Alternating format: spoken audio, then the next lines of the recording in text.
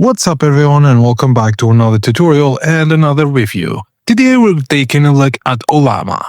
Ollama is an open source tool that lets you run AI models locally on your computer instead of using cloud services.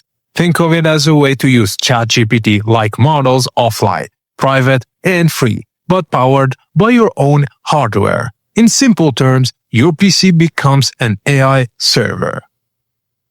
No data is sent to external servers, everything runs on your machine. Ideal for sensitive data, developers or privacy-focused users. It's one of its biggest advantages ever over cloud AI. It's an open-source MIT licensed tool. No subscriptions, no per token costs. You can only pay with your hardware and electricity. It supports 200+ models like Llama, Qwen, DeepSeek, etc. Easy to install with one command, works for coding, chat, and summarization.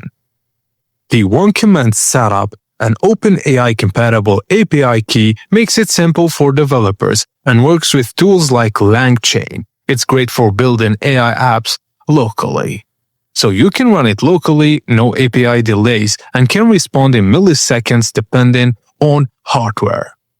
But on the other hand, it needs a powerful hardware and lower quality than top AI, because local models are usually 10-20% worse than GPT-4 or Claude on complex tasks, and not ideal for deep reasoning and advanced writing. It's mostly command line and needs extra tools for a visual interface, can be hard for beginners. So, is Ollama worth it? Yes, but only for the right users. It's best for developers, privacy-focused users, AI builders, and not ideal for beginners or people wanting the best AI quality instantly. And that's it guys, as simple as that. Thank you for watching and please don't forget to like and subscribe for more tips and tricks like this.